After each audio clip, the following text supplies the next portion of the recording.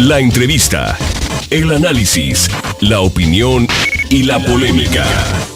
Cara a cara. Con el periodista Marcos Arana.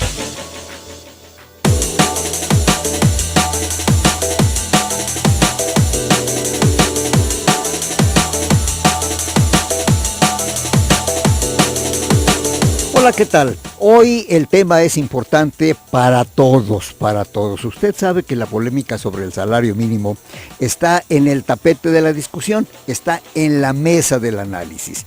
El que prendió la mecha fue Miguel Mancera Aguayo, el jefe de gobierno, el gobernador del Distrito Federal, con una promoción que yo la siento, si usted quiere, más oportunista electoral, de reposicionamiento de su imagen, que de una postura realmente que vaya a dar los resultados que él espera. El salario mínimo, recuerde usted que era antes de estos tiempos, era una situación que podía usted manejar cada 2 años. La Comisión Nacional de los Salarios Mínimos fijaba esta base cada 2 años. Luego se hizo cada año y llegó un momento de una exageración verdaderamente aberrante. Era prácticamente cada 6 meses o cada que el presidente de la República le daba instrucciones a la Comisión Nacional del Salario Mínimo. Pero parece que las cosas se han estabilizado. Sin embargo, no sé si en este momento sea lo más oportuno o no de aumentar el salario mínimo. Por eso es bueno que recurramos a los especialistas, a los analistas, a quienes sí saben del tema, no como nosotros. Paulina Contreras es analista precisamente financiera, es académica de la Universidad Autónoma de Guadalajara y ha estado o está permanentemente monitoreando el momento económico del país.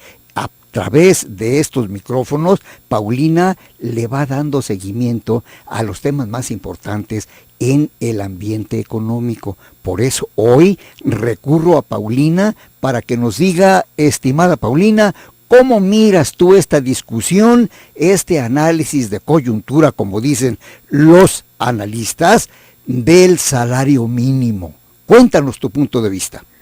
Marcos, muy buenos días y buenos días a tu auditorio. Pues creo que este tema ha dado bastante de qué hablar, más de lo que muchos podríamos haber imaginado, y es que incrementar el salario mínimo, pues surge todo este tema a partir de una declaración del jefe de gobierno del Distrito Federal, Miguel Ángel Mancera, y pues quizá muchos creímos que no iba a tener mayor eco. Sin embargo, hemos visto cómo ha ido creciendo el tema. Después, como tal, el Partido Acción Nacional anuncia que tiene una consulta popular en torno a si se debe incrementar o no el salario mínimo, y esto, pues bueno, le fue dando mayor peso y mayor fuerza a la discusión.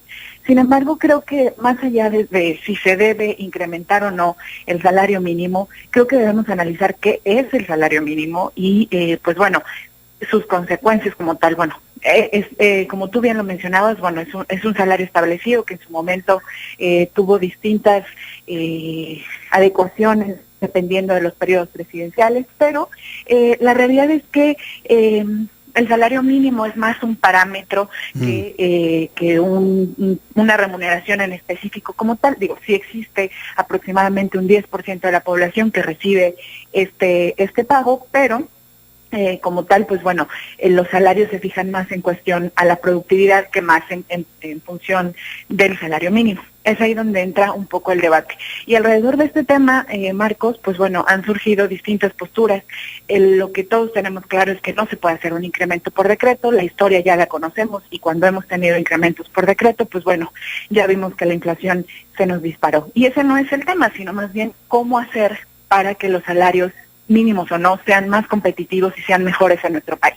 Y han surgido posturas, por ejemplo, como la de Coparmex a nivel nacional, que menciona que pues una propuesta sería hacer deducible los bonos de productividad al 100% y no al 53%, como está actualmente. Entonces, esa podría ser una propuesta. Sin embargo, el tema sigue sobre la mesa y parece que no dejará de ser tema en las próximas semanas, Marcos. Pero mira, Paulina, estamos nosotros a septiembre, octubre, noviembre y diciembre de que termine este año.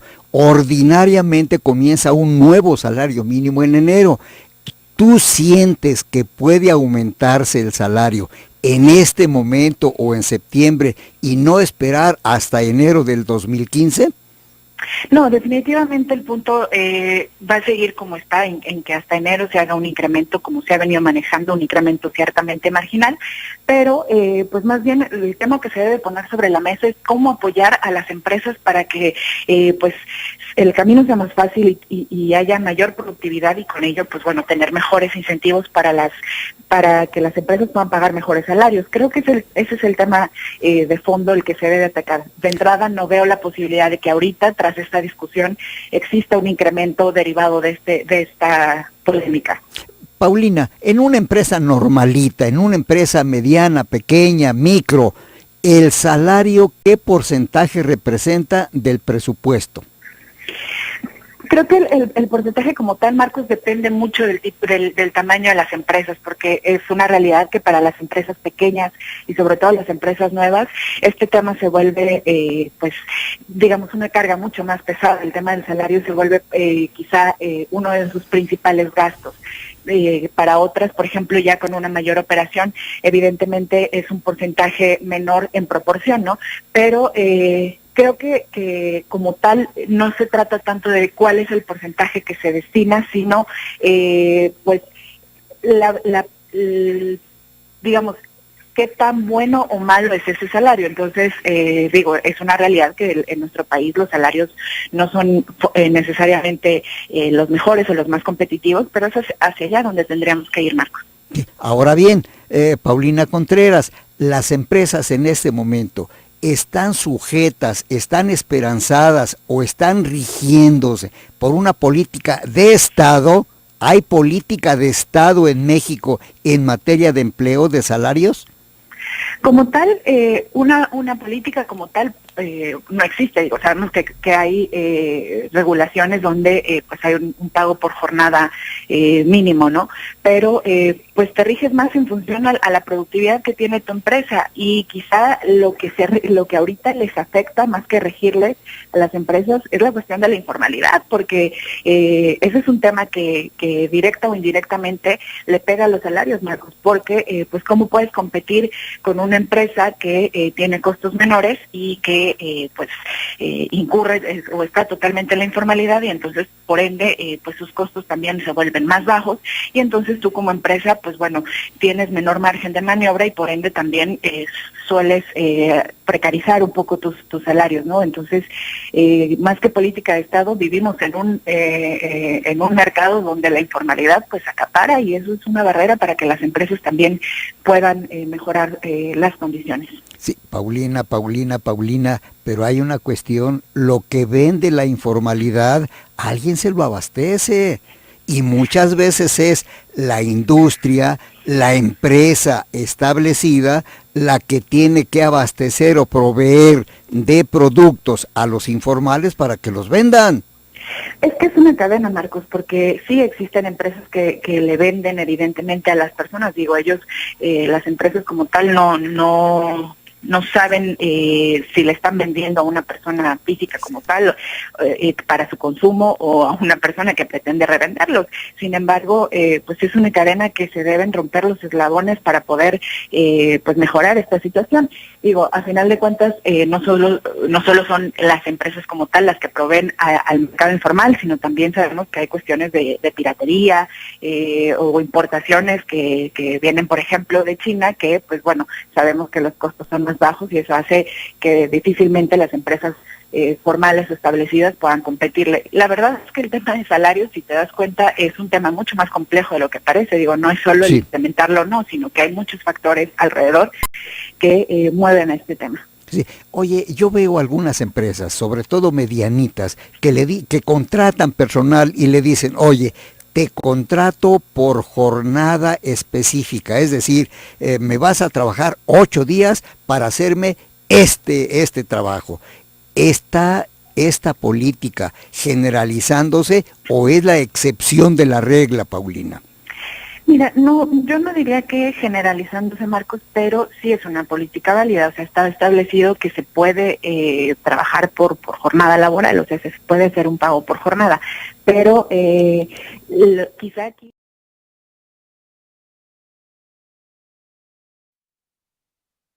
se está recurriendo no solo a esta tendencia, sino, por ejemplo, también a la subcontratación, por ejemplo. Entonces, eso sería el punto de análisis, ver si es solo el tema de el pago por jornada o también el pago mediante la subcontratación, que ese sería también otro tema que o un sector, digamos, de contratación que también afecta a los salarios, porque sabemos que la subcontratación no necesariamente es uno de los, o el esquema ofrece los mejores sueldos, ¿verdad? Oye, fíjate que estás tocando una llaga que duele mucho, el outsourcing, la subcontratación. Yo oficialmente me contrato con una empresa, pero sucede que me paga otra diferente. Oye, ese fenómeno, explícanoslo, ¿cómo podemos entenderlo? Mira, lo que pasa es que el outsourcing es un tema totalmente válido para las empresas y que se entiende, digo, y es una mecánica que se utiliza alrededor del mundo y es válida en el sentido de que si tú te dedicas a producir X insumo o X producto, pero pues requieres de un servicio de comedor o requieres de algo que no es necesariamente tu actividad, pues es totalmente válido que contrates a una empresa adicional que te pueda proveer de esos servicios y no desvíes tu actividad en algo en lo que tú no eres especialista. O sea, el tema del outsourcing es válido. Sin embargo, la regulación, a pesar de la reforma laboral, a este tema sigue siendo incipiente y eso hace que el esquema se preste a que pues exista ahí temas de mala paga o incluso pues el esquema se preste para prácticas pues digamos no tan sanas en cuanto a la contratación, ¿no? Entonces sí es un tema que debe revisarse y que aunque se intentó hacer en la reforma laboral, pues parece que no quedó como se esperaba. Porque fíjate que en este caso, qué triste es o qué injusto es que tú estés trabajando oficialmente para una empresa grandota, muy bonita, muy prestigiada, pero en realidad te esté pagando otra. Y yo no voy a decir que es una empresa patito, no, pero una empresa diferente, pero con ella no tienes prácticamente prestaciones, Paulina. Ese quizás es el tema, digo, porque más allá de trabajar, o sea, de responderle a la razón social que le respondas, porque es totalmente válido, y hay empresas de subcontratación prestigiosas, eso tampoco lo vamos a negar, pero también hay otras empresas que se han aprovechado de ese mecanismo para ofrecer pues sueldos o prestaciones sumamente bajas, ¿no? Eso es lo lamentable, y que volvemos al tema del salario, que precariza la situación, no tanto el salario mínimo, sino el salario en general en nuestro país. Digo, repito, el tema de la subcontratación es un esquema totalmente válido y me parece que incluso le permite eficientar a la empresa, como lo que te decía, no me desvío en actividades que no son propias de mi empresa, pero el punto está en que empresas de subcontratación han tergiversado el uso de este esquema y todo se debe a que la regulación todavía tiene huecos que se lograron, que se intentaron cubrir, pero que pues parece que no funcionó del todo. Sí, Paulina Contreras, tú eres analista y eres una persona muy detallista en materia financiera y económica, pero perdóname que te pregunte esto, aunque no sea de tu cuerda directamente, ¿y la justicia social dónde queda? Un señor, una señora, un joven que no adquiere derechos, que no adquiere estabilidad porque está subcontratado. Oye, eso, ¿cómo lo sientes tú? Dame tu opinión. En el sentido social, Marcos, creo que digo, independientemente del área en la que te desarrolles económica, financiera o en la que estés, creo que no podemos perder de vista esta cuestión social. Y sí, definitivamente me parece terrible que en nuestro país existan sueldos bajos y que eso no te permita ni siquiera para alcanzar la línea mínima de bienestar. Eso es una realidad y eso no va a cambiar si no cambiamos o no hacemos productivo a nuestro país y a nuestras empresas. Entonces, es un reto totalmente importante y grande, pero pues es un reto que se tiene que abordar y que hemos hablado de él durante mucho tiempo, pero pues lo macro se tiene que volver micro, se tiene que traducir en un mejor sueldo y en un mejor nivel de vida para las personas. Creo que ese es el tema de fondo y eso es lo que realmente debe importar. Bien, bueno, vamos haciendo una pausa y luego le seguimos. Paulina, muchas gracias. Gracias a ti, Marcos. Excelente día.